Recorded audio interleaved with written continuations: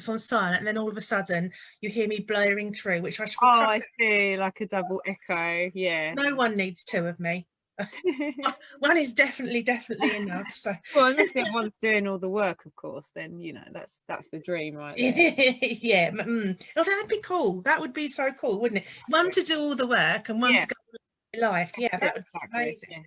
Yeah, yeah, absolutely. Yeah, I wonder if, I think that's probably illegal, but Yeah, cloning. so cloning. No, I do always like that idea of, like, if you did have a twin, then you'd have some sort of arrangement where you'd go into a job and people wouldn't know that you're a twin. I think that'd be great. That would be awesome. I always wanted a twin. I always wanted to know if they had that psychic link that you hear about. Yeah, that's always So interesting to hear that's about. really cool. Yeah. Yeah. Now they've got on here, they've got a thing on Zoom now where the words come up. Oh yeah, captions. Yeah. Yeah, and I've never had that before, whether it's just an update I didn't do. And I think that's really cool because that means that people who are hearing impaired Yeah. can join in, because Yeah, A, they can see the words, and B, they can type their comments like everybody else does. It's a real leveler, isn't it? So it's interesting. Natasha was saying earlier on about something she's doing this afternoon and about wearing a face shield as opposed to a mask, so that anybody who does struggle with hearing can lip read. So yeah, so we'll make a start. I don't know if people are going to pop in, because this is going to be the last one I'm doing. You're my last person. Oh, wow. I'm going to have a break next week, and then the week after it's Dying Matters week. So I've got a few things lined up for then. Oh, but then I shall repeat this. I should put all my videos on again in Dying Matters or Dying Awareness Week, and then I shall do another series later in the year with different or similar, the same people. Just depends on who's available, and because it'll be a different discussion every time, won't it? Yeah, or we'll have to see if we can do cross posting over to the Brown Bread Collective for you. Because this was kind of sort of, I sort of suddenly madly did this at the last minute, so I sat there and I thought, I'm going to do this, and then come January it's like, right, let's round some people up. But anyway, so I'll make a start. So welcome my lovely friend Natasha Steer, who's come back to join us again. Now, if you remember the last time Natasha was here, she was talking to us about death conversations and about the brilliantly named Brown Bread Collective that she and another couple of your friends, they run in the Medway area. Well, today Natasha is going to talk to us about anticipatory grief and terror management. Now, I had to actually Google what these were. I had a rough idea what anticipatory grief was, and it is literally what it says on the tin, isn't it? Yeah. And but terror management, I sort of had visions of it being a fear of huge pandemics and disasters and things like that, and possibly even the politics and the social economic policy behind it. But I was wrong. So I'm going to hand over to Natasha. Yeah. So Natasha, if you could introduce yourself and just tell us a little bit about you for those that have never met you before. Yes, my name's Natasha. I'm actually a creative practitioner. I specialise in health and wellbeing. I'm very interested in the way communities interact with health, and which is why I enjoy using creative approaches for that. And I've been involved more recently in designing of those different approaches for wellbeing, and also been really heavily involved in culture and creativity in Medway. So for me, the two align really strongly. And so a few years ago, me and my friend Candy and another friend Rachel, and there's other people at the time that kind of helped start the Brown Bread Collective, because we were all we all felt like conversations about death are really important, and that this does have an impact on how we behave and our mental health. And we kind of felt like that actually there's a correlation between our feelings about death and our exposure to it in Western culture and our mental health and well-being. So we have a monthly death cafe which is open to everybody and very inclusive actually, and I guess just actively in our lives try and do what we can to promote having that open conversation. Because it is something that is, I know we touched on it before, but it is something that has been tucked away taken away from the everyday. I mean, just a generation ago, I mean, my mum's 75, sorry mum, but when her nan died, my mum was 9, so that was 1955, and she was in the front room. She was laid out in the front room, her front room, and they just lived in the house with her in there, and nobody thought anything of it. And in that generation to now, that's gone. That would be freaky. So it is important, because it's where it's been sanitized. And do you think, perhaps this is a conversation for us, for when you told us about these things, but do you think that's led to a fear of death and a fear of how we process it? And it's got to be instrumental, isn't it? Yeah, I think for me, I feel like it's very interesting that in other cultures, the media, for instance, portray death very regularly. So you're exposed to it quite often in newspapers and in the press, and within culture. So literally, if somebody has died, like, or if there's been a war, there's photography of that, it's covered, everyone knows about it, it's discussed within that community. Whereas in Western culture, like, you barely even get a description of what happened, which in some cases is entirely fair, because of with suicide, it is particularly important. Actually. Yeah, it's appropriate sometimes, isn't it? Exactly. But in other instances, it means that there is that lack of exposure. I do think that there is starting to be a turn in the tide, thanks to things like Dying Matters and the death cafes, because I am starting to have younger relatives now that would like to go and visit when family have died, and go and see them in the chapel and things like that. So I think, and and also interestingly, I do feel like younger people are more open to that, which has been really interesting. I guess I get to hear that because people know I'm open to discussion. But I just thought that was very interesting, that a lot of younger people are now saying, no, actually, I want to go and visit my brother or my granddad in the chapel. I want to go and see them. So I think that's quite interesting. That could be positive. It's interesting you say that, because I know it's horrific, but obviously in India at the moment, the COVID pandemic is massive. And there was footage of that lady taking her son back home in an electric tuk-tuk or electric rickshaw, and he was dead. Right. And she had him in the, she'd got no other way of getting him home. And could you imagine driving a dead body through Maidstone, Medway, London? You would be arrested. And obviously they are in very strange times, and I'm not saying people normally do that, but you wouldn't. And I know they can't cope, the hospitals can't cope, but the thought of doing it, I suppose she'd got to get him home, but that just wouldn't happen here. No, but there would be other extreme things that would happen, wouldn't they, that just wouldn't be discussed. And I think there's situations where, for instance, people that died last summer have only just recently been cremated, which is crazy. So that's to do with more of a backlog in the system, more than and to do with so for instance, I know of a few people that have died and the funerals haven't been able to be paid for by family, so they've gone to the local authority or to the hospital, and there's been like significant delay. I guess they've just been like that. It almost becomes an order of importance, which is crazy.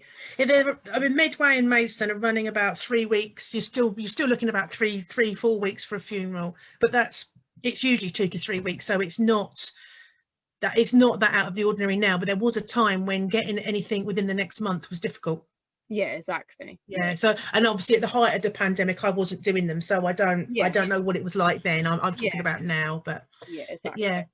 No, it's very interesting. This is where it comes into actually our exposure to it. If I talk about terror management theory first. So terror management theory was developed after a psychologist called Becker, who'd written about how, as humans, we're conscious of our own death, and that is unique to you.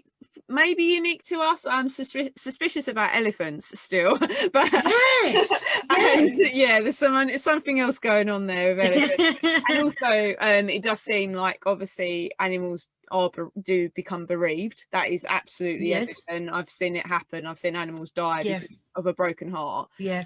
So there's something that happens there, but we are conscious of that we're going to die, and so that we're aware of our mortality, and therefore we behave in a certain way because we're aware of our mortality. And this fits into how we behave within culture, which is so interesting. So a lot of the time that we attach ourselves to celebrities, for instance, or kind of movements led by celebrities or people of power, is because we realize that once they die, they'll still be remembered because they're doing something much bigger than we can. So we almost align ourselves with that movement because it feel like we will also live on because they're representing us within what they do.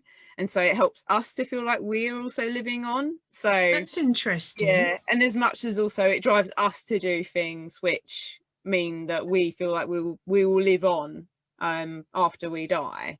And then obviously comes into our views on, you know, life after death and things like that as well. But it's interesting how it then relates within culture and our surroundings. And so then some other psychologists, Jeff Greenberg, Tom Pazinski and Sheldon Solomon, then built upon Becker's work from the 70s, and in the 80s they built upon that, and then they designed the terror management theory, which was that actually when you're exposed to death, you then behave differently. So then, and so this, we have obviously this desire to transcend death essentially, but that this awareness then can change the way we behave when we're exposed to it, which is why then if we're bereaved or we experience a pandemic or like something that's happened like terrorism, then we can become even more entrenched in our self-beliefs and our worldviews. So within that as well, you have mortality salience, which is kind of what they've kind of named that then you become more entrenched in what you believe.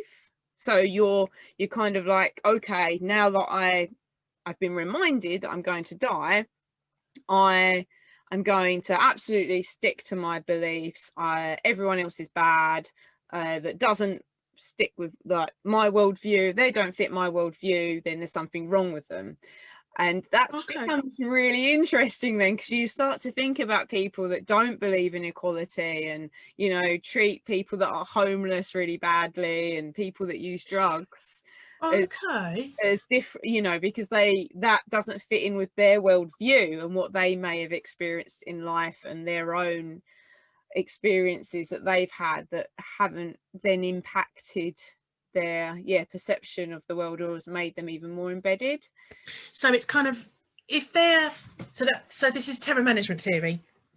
So that would mean that when they see death, when they see reports of death or a pandemic or a plague or a big illness or a rising cancer or terrorism, that reinforces their fears around, so it becomes a survival thing.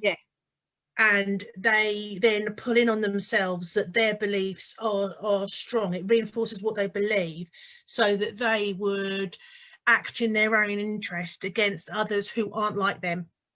Which perhaps explains some of the awful behaviour you see around people profiteering and protecting their interests at the expenses of others. Is that a general layman's? Exactly. So the psychologists which developed on Becker's work, they've continued their research, and in 2003 they looked at the reaction to 9/11 and how that impacted communities. And it said that there was like an immense upsurge in death salience resulting from the attacks, and it led to a sharp spike in death anxiety of all that viewed the events in person or even on television, followed by an upwelling of patriotism, conservative religious kind of living under more a conservative religious conviction, and a tendency to get tough on those who deviated from the cultural mainstream, which is those that are perceived as a threat. Yeah, that's it. So everyone became a terrorist, you know. So anyone who doesn't hold your views becomes the enemy. So it becomes an us and them situation. And I suppose that is fight, or that is the survival instinct, I suppose, which is, if you look in the animal kingdom, I guess, I mean, I'm not an expert, but I guess if you're not in the pack, you're out of it. Yeah, exactly. Yeah. Strength in numbers together, and therefore you reminded of your own mortality. You know, that's the thing, is as much as you can put a name on, you know, it's terror management theory and it's been labelled this, we understand about how we will be attracted to other people that have similar interests, because it makes us feel stronger. Well, it does, doesn't it? And it validates what you're thinking and what you think, you know, what you know you think. And you have got it's us and them, isn't it? So and does that make people fear less, or does it just compound the fear? Because I think that's a real dichotomy of this. Is the interesting thing is that through the studies where I was comparing with reactions towards like bereavement and then exposure to terror and death, I think there's more research to be done as to maybe it's even genetic as to how that person reacts. It's the same as you would know, like when people are bereaved, it either devastates them, they don't even know who they are anymore, or you get some people that are like, do you know what, I'm living for them. They start doing marathons, they're like, their whole life changes because suddenly it's almost like they have that ego death, which I think we maybe spoke about before around. Just remind me of ego death. So ego death is realizing that the world is much bigger than just yourself, essentially, and that the world is like quite small, and that you're part of it, and you don't need to be overwhelmed by that. You know, rather than feeling like, oh my goodness, that's crazy that the world is how it is, and that and you see it as being something where you do have to almost like fight to survive in. Actually, you're just like, it doesn't matter, I'm gonna die, and I might as well just live my best life. That's ego death. So it's a bit fatalistic that you accept. So when your ego dies, you accept that you're part of the universe, kind of, whether you want to do that in a non-religious or spiritual way, but you accept that is going to happen, and rather than fight against it, go with the flow and live it to the full. Exactly. And I think that's where you do see a mixed reaction, because obviously I think about, you know, when I saw 9/11 happen on TV, and I was quite young, but you know, for that whole day, that week, and also this is similar when you experience someone that's died, you're in a completely different headspace. Like all of a sudden you realize what really matters in life, and sometimes that lasts, sometimes it doesn't, but generally there'll be something that shifts within your mentality. There's definitely a seed change of sorts, isn't there? Like everyone knows where they were when they realized about 9/11 was happening. Like everybody knows where they were when JFK was shot. And you know, huge things throughout the year, it's throughout the decades, and it is still I remember I was actually watching the telly. I'd come home from work. No, I'd come home from, I don't know what I'd been doing, but I'd come home and just before I went to get the kids, my then partner at the time was home from work, and he said, oh my God, this has been happening in America. And he was watching the replay, and as we were watching the footage, the second plane hit and I'm just like, so this is the replay. And he goes, no, this is a different one. And just and everybody after that, like you say, every Muslim person became a threat. You know, whether they were the most lovely kind, you know, they became that enemy. So that's. So you can see it. That's where you have to, then you're checking your like unconscious bias and things, isn't it? Like, of course, because you think, I heard that about them, that must be true. So that's quite deep. What can we do to overcome that? I think it's about checking in on yourself. I mean, there's a lot of there's going to be a lot more experimentation around ego death and the ways that can be triggered in the future, for sure, to help people shift that worldview so that they're not thinking that it's them against the world, literally, or them and their pack against the world, and that they suddenly, it's very tribal, isn't it? Yeah, it is. And what's interesting as well, though, with people that often have like a terminal diagnosis, they almost experience an ego death, because they're kind of like, oh, okay. You'd think they'd be like, oh my, like in our minds, we think, oh my gosh, like, I wouldn't be able to live. Like, how would I deal with that? But in reality, often what happens is people are like, oh, okay, like I best live like this rest what I have left to the full then. Like, that's usually what happens. I've got 3 friends at the moment that have actually got terminal diagnoses. That are they're not imminent, and we are talking years, possibly even a decade, as opposed to months. So obviously that must make a huge difference to them, and obviously there's a period of grieving so about that, but equally I've noticed in all of them, right, I'm going to get on and do something. I'm going to, and one person is was really quite cross that last year happened, because they're like, that was a whole year of this time left that I couldn't go and do the thing, but as soon as they could, they were out safely doing what they'd got to do.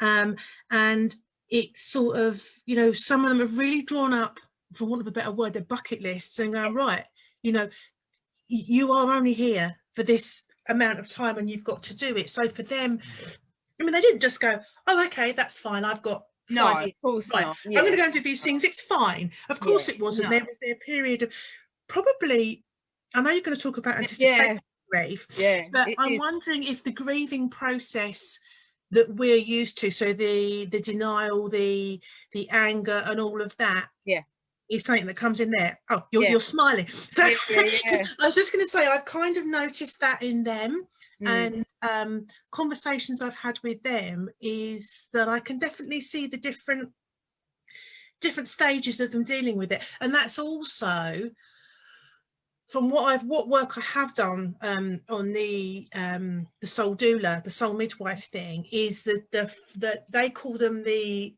water, air, fire and earth, those 4, and then finally obviously there's a spirit.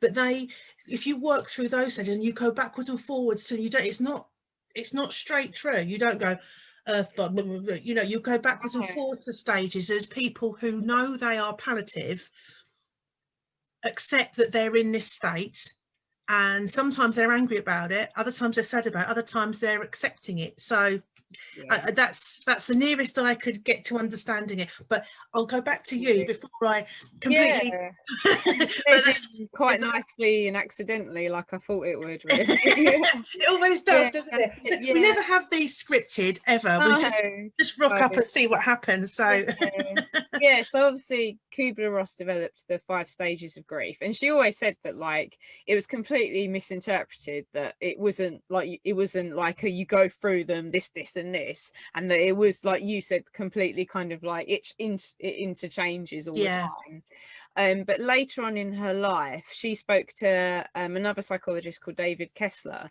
and between them they had kind of decided that there was very much a 6th stage, which was meaning, which I think ties in so nicely to a lot of other psychologists' work, where, for instance, with Maslow's hierarchy, when he was later on, he said that there was another level to the hierarchy, which was self-transcendence, which was like, whoa. So Maslow's hierarchy, for those of you who aren't familiar with it, I mean, Natasha next door to mum and dad is Tasha, and you're so like her. Right. It's so like talking to Tasha. I feel I know you so much better, because Tasha's like really good friends with my son. Anyway, so I just like you. It's really difficult not to call you Tasha, and you're like her. You look like her, and you talk like her. really funny. But Maslow's hierarchy is basically a pyramid. Obviously, we've both got health and social care backgrounds, careers, studies, and you're starting with the most basic needs that need to be met, which incidentally also ties in with your chakras. Interesting thought. So at the bottom, you've got the basic needs, which is food, shelter, that kind of thing. Then it'll go up, and I think it then goes up to like friendships, company, warmth, and then it goes up until you get to things that are less basic needs. And obviously then you have meaningful relationships, you have oh gosh, my brain goes, but it goes around like knowledge and things knowledge like and social standing and things like that, and meaning and understanding is one of the top ones, and it is like because the top one go psychological needs, safety needs, love and belonging, esteem, and self-actualization. So that's what Maslow is, and anybody who's ever done health and social care will be going, oh, I remember Maslow. I had to write something for it for my NVQ, because we all have to. But so that's what that is. Sorry interrupting you, Natasha, but it's otherwise no, thank you. No, it's good. So back to Maslow. I just think that's interesting that that there was this understanding that actually after self-actualization, what do you do with it? And there's like that self-transcendence of like, oh, and now maybe I can share this understanding that I've had because I've been able to have my basic needs fulfilled.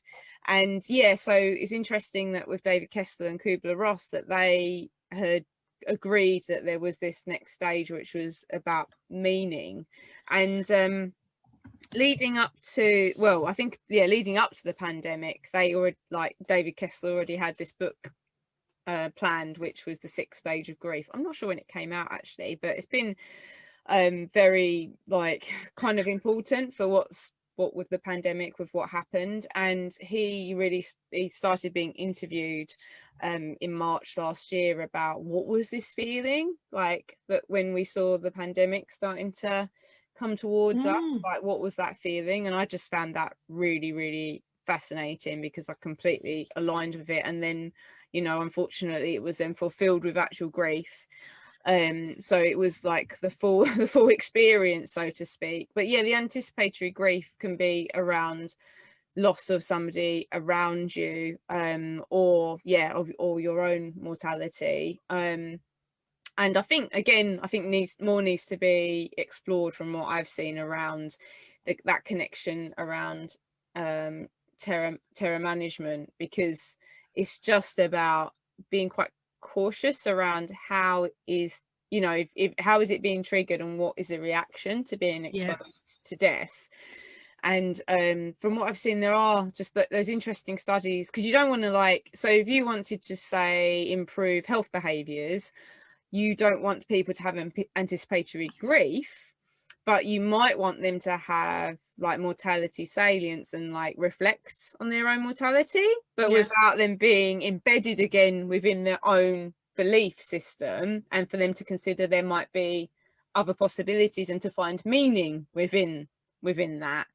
And it's really interesting because from the studies that have been carried out so far, it seems that it's mainly connected with self-esteem. So again, it goes back to the ego. Right. So when they looked at, for instance, because the first thing that always comes to mind when I'm looking at this is about the smoking packets and how they've started to put really quite horrifying pictures on smoking packets. And then what type of reaction does that have? And they kind of found that because smoking is so connected to the ego, that unless the graphics are connected to the ego, then it doesn't impact change, and it just makes people continue wow. So it's so complicated that it's connected to your view of yourself and people that maybe you hang around with and things like that. And also they experimented looking at that about texting and driving as well. So the same psychologist actually that worked on the terror management theory looked at behaviors around that, but they mainly concentrated on whether it would make people, so if people were exposed to things like car accidents, like if they were shown car accidents and then given time to reflect on it, would they encourage their family not to text and drive? So it didn't look at the self view so much. But since then, other researchers have revisited it and changed the way the experiment was done, and found that it can influence self view if it was directed to you personally, and it was about you as a person. So yeah, it's fascinating. Yeah, it is, because they use that in speed awareness, don't they? Yeah, they do that. So it's really interesting. So what do they, with the anticipatory grief, that is where people, that's not afraid, is that being afraid of losing people? Yeah, it can be. Yeah. So it can be you're fearing your own death. Yeah, fearing the death of others. And fearing the death of others. So that ties in, like you say, with the terror management, because that affects your behaviour and how you react to things. So can you just run through the stages of grief as well? Yeah, I think so. I'm going to have to bring it up again. Yeah, just to bring that in, because I'm always like anger. That's obviously the one I like. I know there's anger there somewhere. With. Yeah, that's it. So it's like the one I'm most aligned with. There's shock and denial. So denial, anger, depression, bargaining, and acceptance. So that's the original 5. Yes. And that's not a linear line, is it? No, although it's always put as this linear line, that was not the purpose of it. So it's shock and denial, anger. Shock, denial. Denial, anger, bargaining, depression, and acceptance.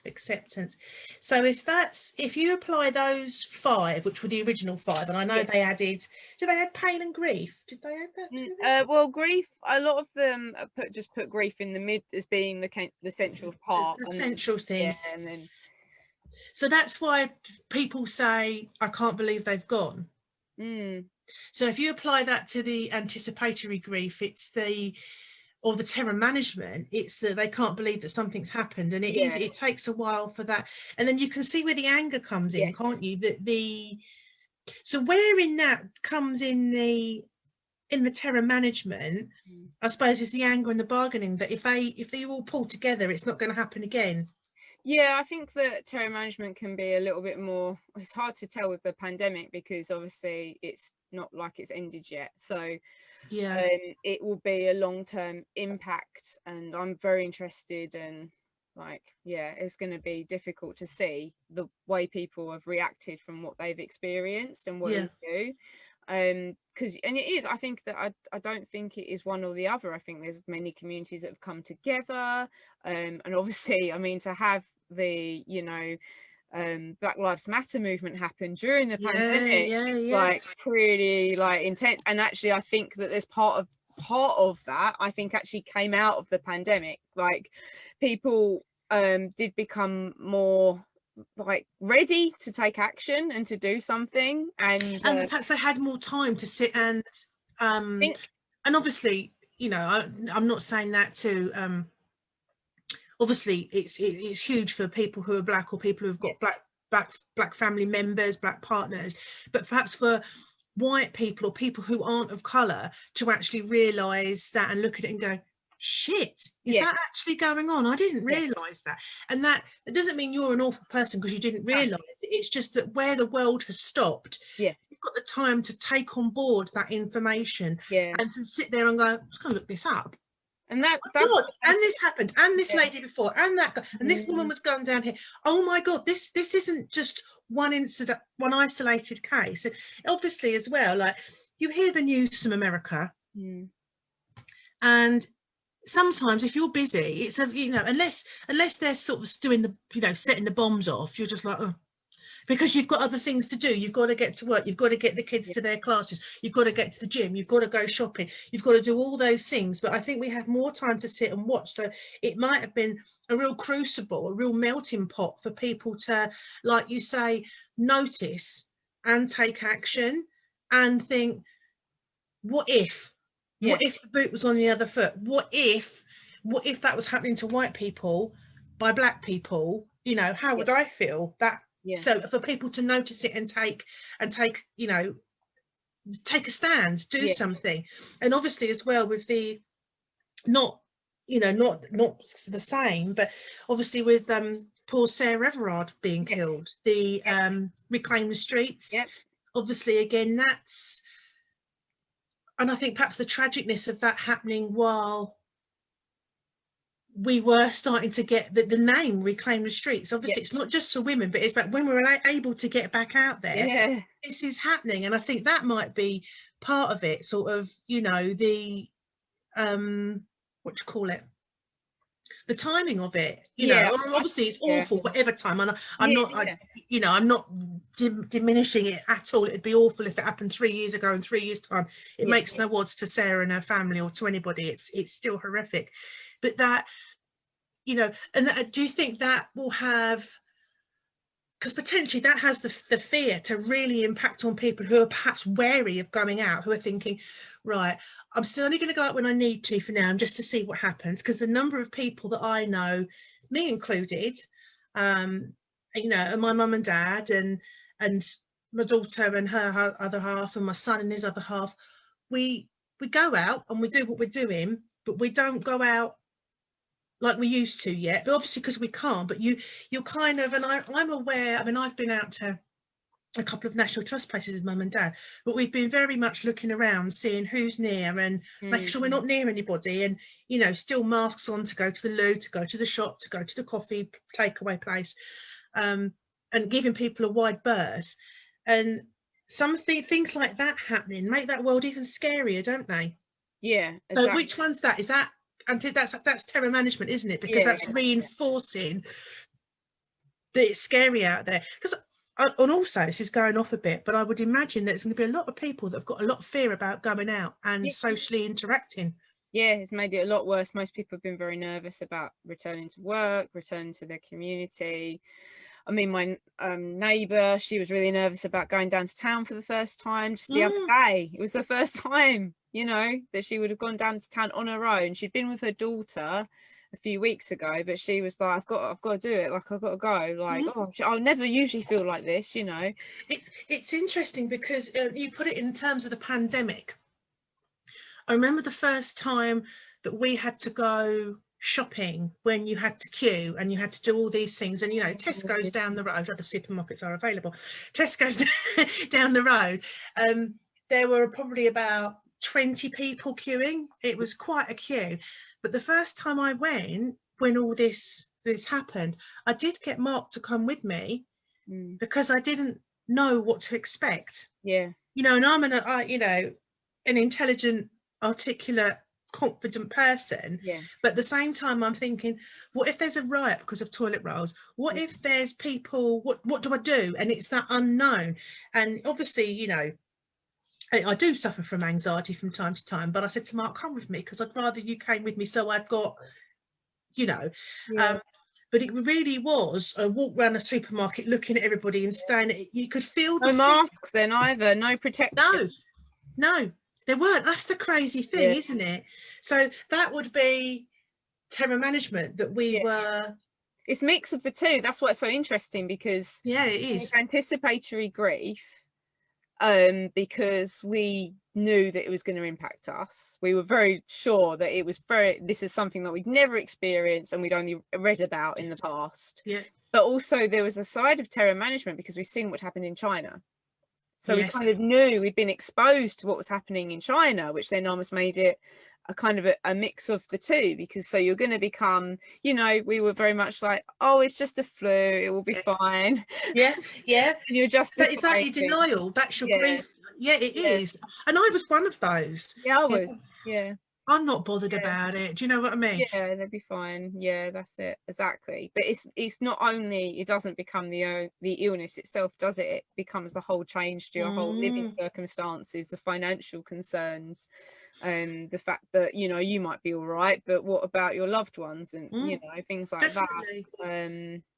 It's definitely something, you know, that's gonna require I think I'm interested in the approaches that can be made to support people after this. It's going to have long-term effects on people, isn't it? Definitely. So, you know, and like, for example, I mean, my parents are both in their 70s, so for the very first lockdown, I mean, I think I did their shopping for definitely 3 months, if not more. I think we worked out it was 16 weeks or something, right, which will be 4 months. And you know, I was terrified for them going out anywhere, or you know, so you know, because my fear for them was, morning Carmel, people are popping in and out, but my fear for them was they would catch it and I would lose them.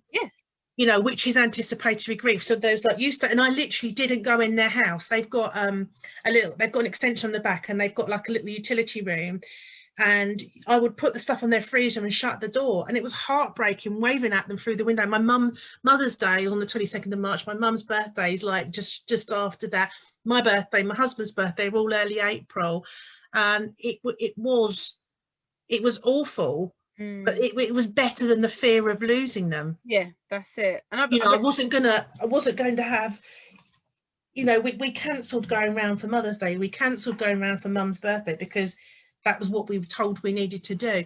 So do you think people follow the rules? Because obviously at the moment we've got the freedom marches in London over the weekend, which I know a couple of people that went to, and apparently there were a huge amount of people there. And the aerial photos of Hyde Park bear that out, but there's very little media coverage. Yeah. I think that's what I mean about it just not being a simple kind of, this is how this person will always behave in this set of circumstances, because obviously for those people it's, and I can show the video if you want, like for those people, they are obviously embedded within their beliefs because that is their worldview, and also maybe around their own survival is actually their own survival is not being out of lockdown anymore. You know, like that's connected towards their survival, whereas our instinct is more like protective, sympathetic, maybe like defensive. And I am completely different from most of my family within that, and I don't know why, but I'm definitely more just like who you are. And I mean, do you think that's why? But the thing is as well, and you know, because you've got a little video clip, haven't you? I've changed the settings so you can share the screen in a minute. It is. It's a slightly controversial subject, but I think it's a really good example, and it's we're not saying either side is right. It's an interesting explores what you were talking about. That's it. Yeah. But there was, I think people were happy to follow the guidelines until people started not following. Yeah. People in the public eye, and then you start thinking, well, hang on, if it's good for you, it's good. And that's the us and them, and that's when that sort of can break down a little bit. We're getting a bit political now. Well, because then I have to realise that then I'm interested in my own ideologies, essentially. Yeah. But it's just tricky when it's like you don't know how much it's impacting other people's safety. But then again, it's my own ideology, because then why do I care about other people's safety so much? Yeah.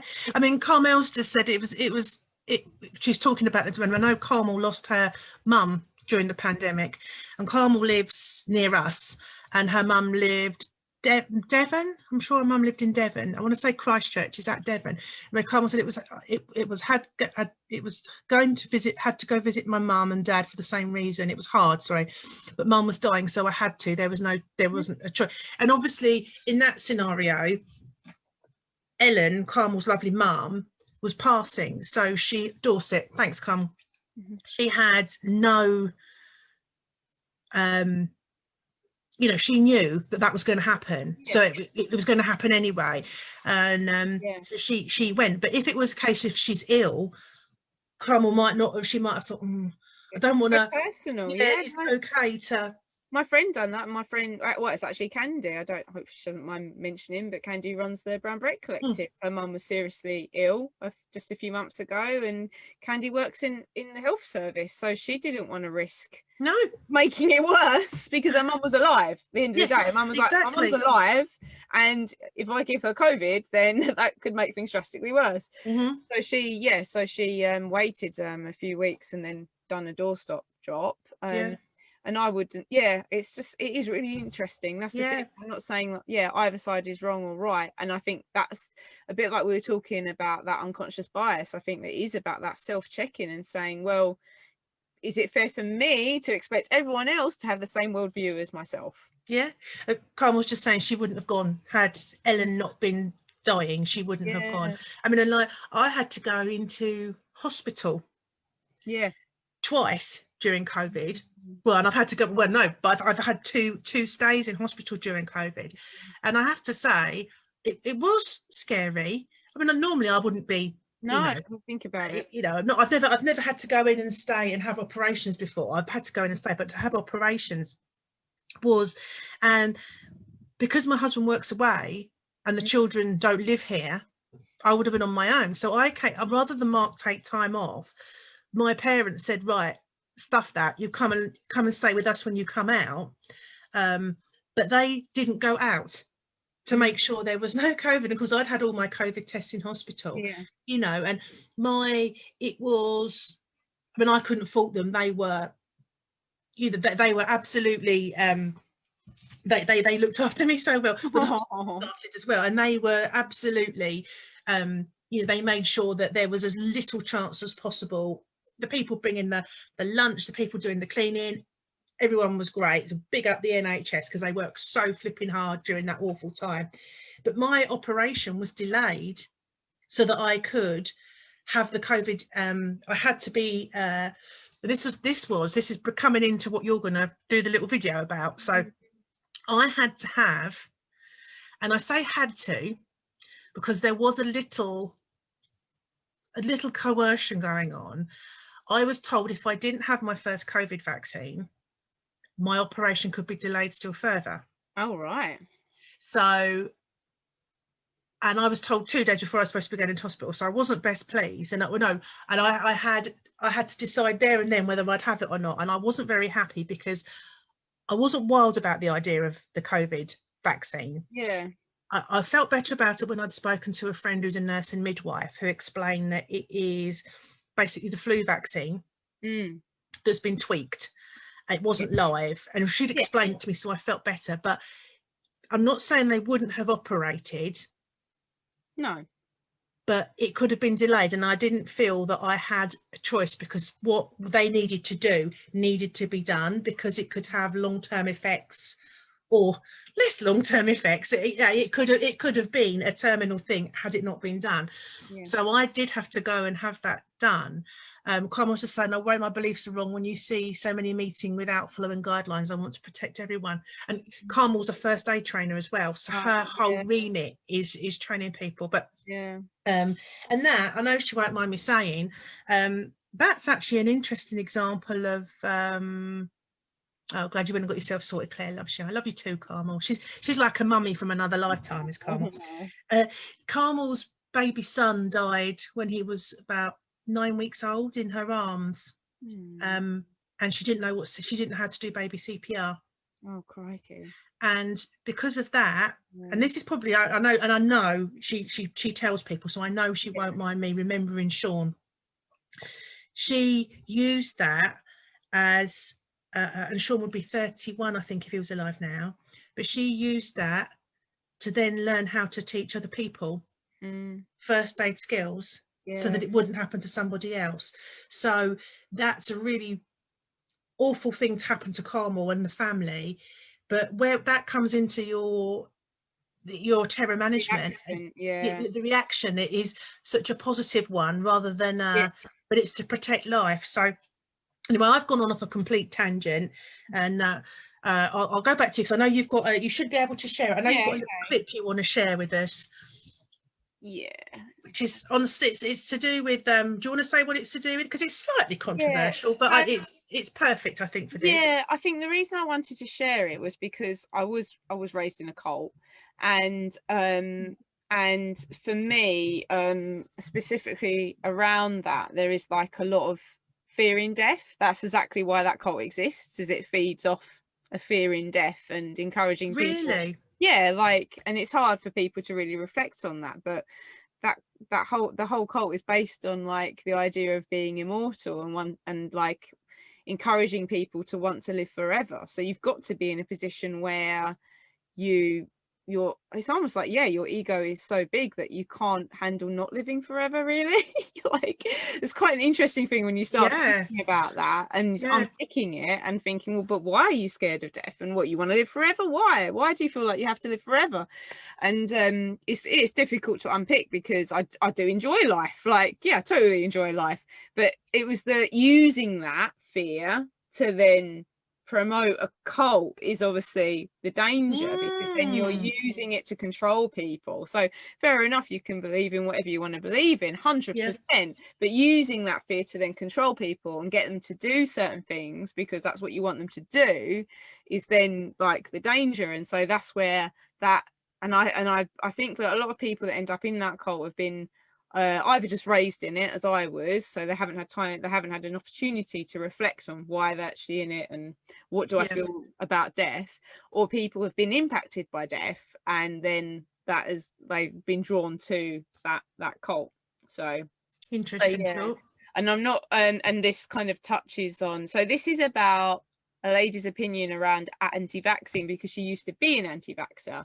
And again, like we're saying, we're not saying like, you know, I within that cult, like, I didn't have blood transfusions and I was dead against blood transfusions, and now I feel completely differently. So, and my husband wouldn't be here if it wasn't for blood transfusion, because he was born a year early. He was born a month early. He was born as an amoeba, but he was born a month early, and he was jaundiced, so he had to have a blood transfusion, else he wouldn't have been here. And that was 51 years ago. Yeah, and it's an interesting discussion, because I could totally still argue against blood transfusions and probably be quite justified in it from a scientific point of view, but it's not something that I believe everyone should be forced to then do. And I personally would preserve my life if it came to it. And your child's. My child. Yeah, exactly. And so that's like the difference. So I completely, like, that's what I mean about that perspective, isn't it? So so I'll share this video. Okay, how is it going to do this? Hopefully it'll give me a full screen option. Yep, there we go. I hate to refer to anti-vaxxers as cult-like, because I know myself what it's like to be on that side, and I would have hated to be referred to as that. But in reality, yes, that's what it is. Meet Catherine. She used to be an ardent believer in conspiracy theories, including thinking that vaccines are part of a sinister global plot to make millions ill. Now she spends her time trying to convince others to climb out of the online rabbit hole that she was once down. My mum was anti-vax, medicine, very holistic, and also I grew up in a low demographic, so naturally you tend to find people are more susceptible to anti-establishment ideas. I had some things running around in my head that, you know, the system was bad, the system was set up wrong, the system was set up for us to fail. Then along came social media, and it opened up a whole new world of anti-vaccine content online. There were hundreds of YouTube videos, Facebook videos, memes, articles, clips that would catch your attention in the newsfeed. Catherine's cynicism, which led her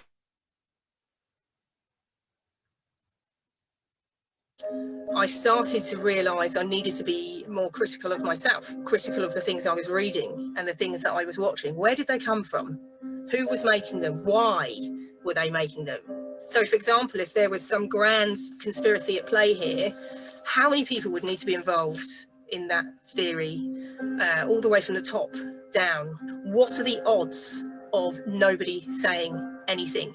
I started to notice things like certain health campaigns, for example, bombarding social media with advertisements promising, you know, huge health benefits. I realised that these people were actually harnessing the cultural changes in our lives to make money. The likes, the followers, the subscribers. This process of rejecting online conspiracies was not a quick one. I think part of me will always still be in the rabbit hole. We all like to feel we've got some understanding of the way the world works, when in reality it's a lot more chaotic. But she thinks people can emerge from the rabbit hole. You need to be able to listen and understand their fears, understand their concerns, and if they're willing, go into discussions about why things might not be as they believe, or why things might not be true, and it needs to be a much gentler approach. Catherine hopes her experience might help just one person affected by online conspiracy theories during the pandemic. There's no shame in being susceptible to conspiracy theories or anti-vax conspiracy theories. They're very good, they're very convincing.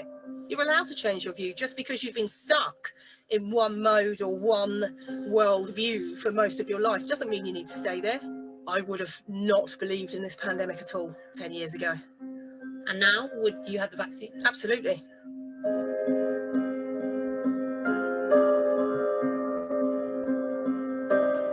Wow. To play the audio. Thank So, you. yeah, I thought that was explained. That's what we discussed quite well. It kind of brings it together. It's a really good explanation, and like the vaccinations, you know, people's views on vaccinations, whether they want the COVID thing, that's kind of by the by, but that just shows the things that brought that person to feel what they feel and be able to not change. But it's interesting that she said that the message there was that you can change your opinion.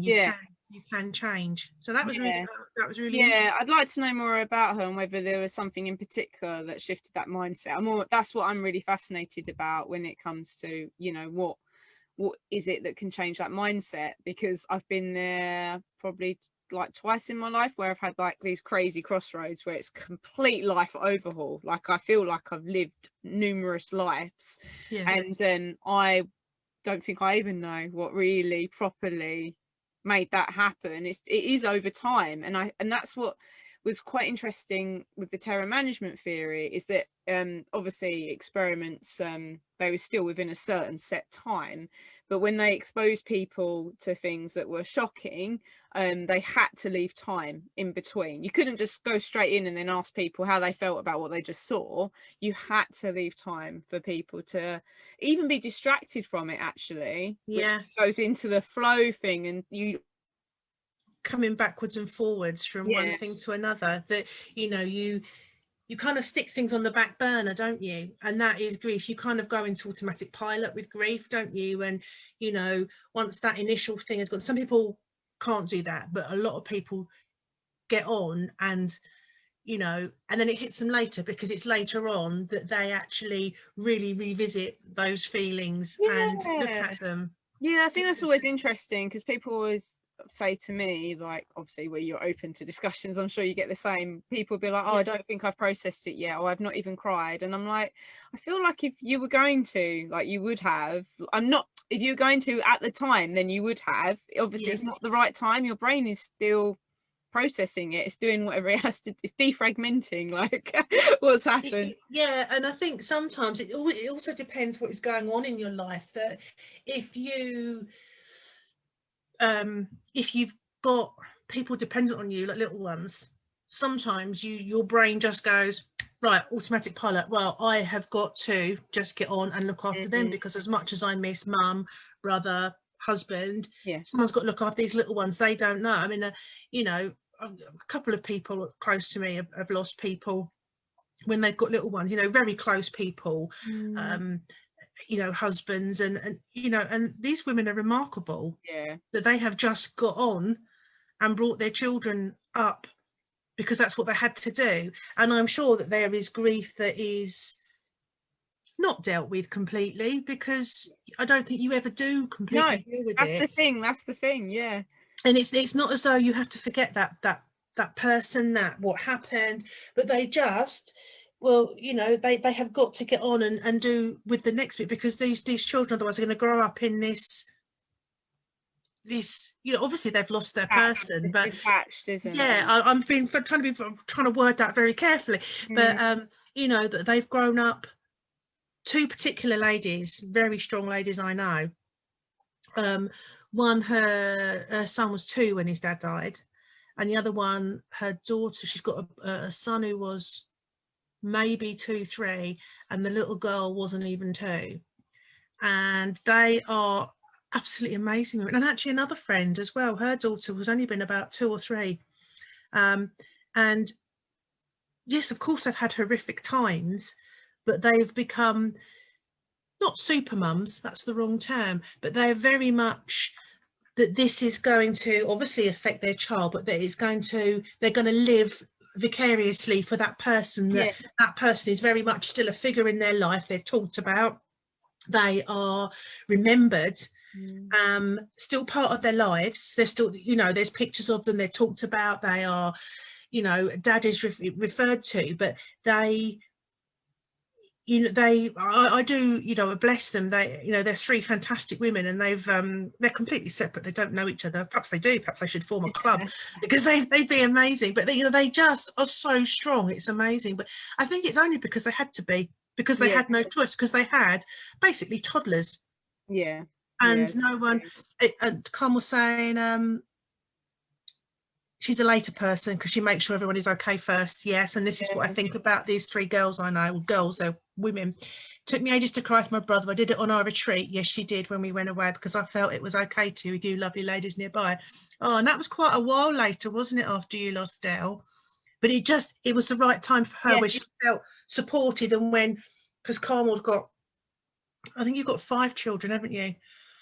But to be in the right place where she was being held, and the expectations of her were to just be her, not mum, wife, sister, daughter. So and also that it goes back to that whole thing culturally around, again, that idea that grief has an end, which is very bizarre. No, and it doesn't. It's got no sell-by date, has it? Oh, it hasn't. No best before. I mean, it's best before never happening in the first place, but that is not going to happen. And it's, you can, I've seen people that have been without their loved one for 30, 35 years, 40 years. But my girls were 4, 3 and 2 when Sean died, so I had to get on with things. Bless your heart. You did, didn't you? Is there anything else you wanted to add to that, Natasha? Because time's run away with us again. It's gone 1 o'clock. I think that was a nice introduction. Yeah, it was. It was fascinating. There is a book by the psychologists that were involved in the terror management theory, which is called the Worm at the Core. Okay. The role of death in life, and it said on Amazon it was 2015, but I feel like maybe the book is older than that, and then it's been republished, but I might be wrong. But that book is supposed to be, I haven't read it myself yet, but it's supposed to be phenomenal. Really, like, makes you go, oh. Okay, that's worth a read. I'll have to dig that out. Because it's interesting to, I mean, like Carmel, people that are interested in death, and that sounds like, but we should be interested in death because it's going to happen. People, I know, I go, I'm cheerfully morbid.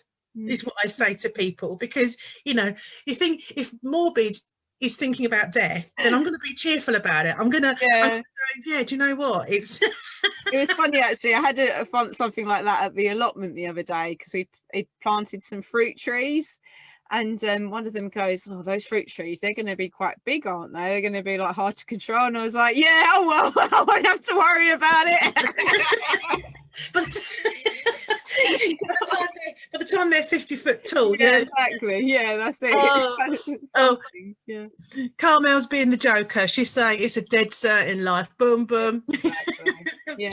Well, thank you very much, Natasha. Thank you. It's always lovely to talk to you. I'd love you to talk to you. And next week there is no time to talk, because I'm kind of finished for now. Though, like I said, I will be back later in the year with some more. But the following week is Dying Matters Awareness Week, isn't it? And I've got a few things planned for them. Is the theme? Oh no, I'm thinking of Health and Wellbeing Week. What's the theme for Dying Matters? I can't remember. I know, and I can't think. Okay. I'll check. You keep talking. It's yes, I do know, because I was talking about it. It's gone from my head, but I've got a couple of things planned for that week. That's good. And so. Nice. And yes, and of course I'm always here, and if you, Natasha, if you put your details up for Brown Bread Collective for people in Medway or because it's online, isn't it, at the moment? That's it. We've had people nationally attend now, actually. Oh, that's fantastic. It's really good. Our next one is on Wednesday, tomorrow. Tomorrow, it'll be tomorrow, won't it? So can you put the details up for that, so that, and put a thing for it in on my page, so that can see, because yeah, my life's a little bit hectic at the moment, so I'm not currently doing any myself, because I need to rest up a bit at the moment and take some time for myself. I'm going to have to have a wait for myself so I can have a drink with everyone. I've heard of somebody else that did that. They had a party because they knew they were terminally ill, and I love that idea, because it's no point it's coming when you're dead. My approach is just that you have lots of parties in general, and then I was discussing that with my daughter this morning. I think it's time for a big party this summer. So celebrate life. So, that's it, exactly. Right, okay, thanks a lot, Natasha. Thank you Bye, so everyone. much. Bye.